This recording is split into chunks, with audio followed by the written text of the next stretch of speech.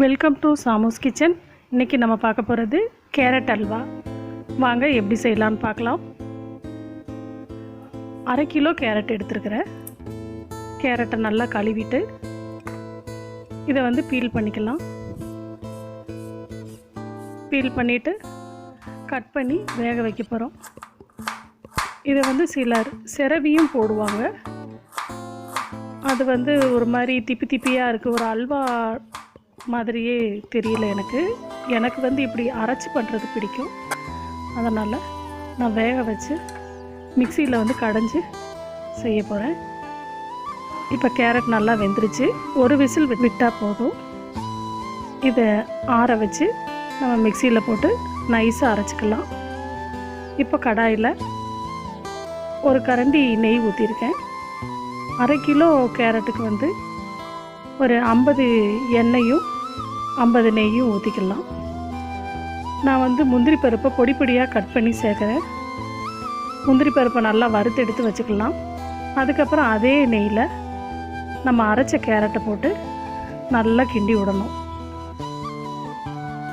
அல்வா கிண்டுறதுக்கு பொறுமை தேவை. எப்படியும் ஒரு 20 நிமிஷம் நம்ம கைவிடாமல் கிண்டிக்கிட்டே இருக்கணும். கலர் சேஞ்சஸ் உங்களுக்கு நிறைய தெரியும் அதில், அல்வா நம்ம கிண்டும் போது. இப்போ பார்த்திங்கன்னா 1/2 கிலோ கேரட்டுக்கு நான் ஒரு 300 கிராம் சுகர் போடுறேன். போட்டு நல்லா கிண்டிக்கிட்டே இருக்கணும். அப்போ உள்ள கலருக்கும் இப்போ உள்ள கலருக்கும் உள்ள டிஃப்ரென்ஸ் பாருங்கள்.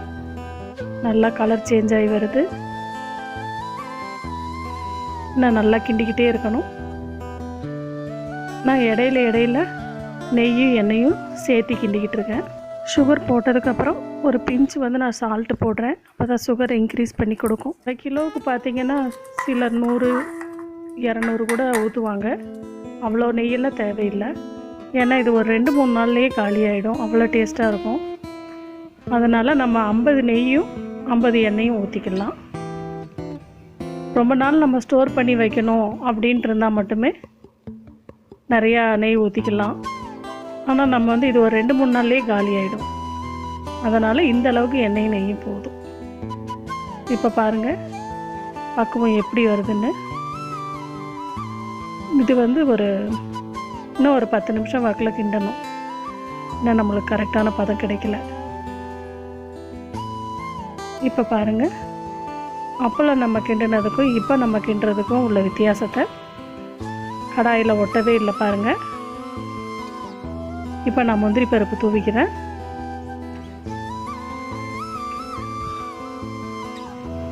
முந்திரி பருப்பு முழுசாக போட விருப்பம் இருந்தால் முழுசாக போடலாம். இல்லை நிறைய நம்மளுக்கு கைக்கு கிடைக்கணும், குழந்தைங்க விரும்புகிறாங்கன்னா பொடி பொடியாக கட் பண்ணியும் போட்டுக்கலாம். இப்படி நல்லா ஒரு பெரட்டு பதமாக கிடைக்கிது பார்த்திங்களா? இதுதான் பக்குவம். கடாயில் அப்பளம் ரொம்ப ஒட்டுச்சு, இப்போ ஒட்டலை. இப்போ நம்ம ஏலக்காய் தூவிக்கலாம். பாருங்கள் கண்ணாடி பதத்தில் இருக்குது பார்த்திங்களா? டேஸ்டியான ஒரு கேரட் அல்வா தயாராகிடுச்சு. ரொம்ப சூப்பராக இருக்கும். நீங்களும் உங்கள் வீட்டில் ட்ரை பண்ணி பார்த்து கமெண்ட் பண்ணுங்கள். இந்த வீடியோ உங்களுக்கு பிடிச்சிருந்துச்சுன்னா லைக் பண்ணுங்கள், ஷேர் பண்ணுங்கள், சப்ஸ்கிரைப் பண்ணுங்கள், பெல் பட்டனை கிளிக் பண்ணுங்கள்.